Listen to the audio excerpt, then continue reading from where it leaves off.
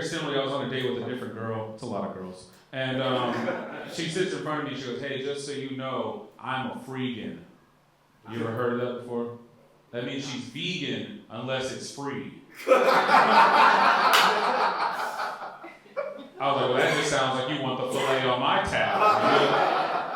That's a crazy way to say you're a gold digger, you know? But that's the thing, Dallas. I don't just date picky eaters. I date crazy women, too. Not because, like, I want to or anything, but, like, this attracts that for some reason. And I haven't figured that out yet. But I was on a date with this girl. I'll be honest, we had been dating for a little while. And I didn't really like her that much. But I was like, I'm going to keep dating her. This will be good for stand-up material. And I was right, you know? Every time we went out, I was like, I cannot wait to talk about you in front of strangers. Most interesting person I've ever met in my life. And not in a good way, all right? So we're out on this date. Turns out she's a wild conspiracy theorist. Uh-oh, you know? So she starts hitting me rapid fire, all these conspiracy theories, one after the other. She's like, COVID's fake, the earth is flat, there's a glass dome around us. And I played along, you know, because, like, I was just trying to fuck. So I was like, I'm going to show her I can do conspiracy theories too. So I was like, yeah, all that you just said, and also the moon landing was fake. I like crossed my arms, you know, I was real proud of myself. And she looks at me and she goes, aw, you think the moon is real? I kind of did, you know?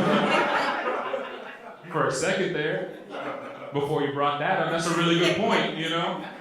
And she looks at me and she goes, you don't get it, CAIN. I'm an intellectual. I'm just trying to escape the matrix. That's what she said to me. And I think she did escape because I haven't heard from her in a while. And I just hope everything's going all right. You know? I do think dating's hard, though. I think it's tough. I saw this article online the other day. I'm 27 years old. And I saw this article online the other day that said that, like, young people don't know how to date anymore. They don't know where to meet new people. So what they're doing is they're joining these run clubs on the weekends. Have you seen this? People are joining these run clubs. They're running marathons, but it's all a big ruse to get laid, you know? And I saw that online, and I was like, wow, that's crazy. I'm way more lazy than I am horny, you know? There's no way in hell I'm doing that. That's crazy, you know? Someone coming up and be like, hey, CAIN, you want some pussy? I'm like, hell yeah. They're like, run 1 mile that way. No, thank you. I don't want it, you know? It's probably sweaty at that point. Not even fresh, you know?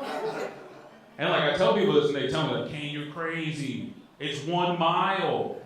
It's 1 mile. You're like 8 minutes away from having some sex. Sir, I'm like 15 minutes at best. What are you talking about?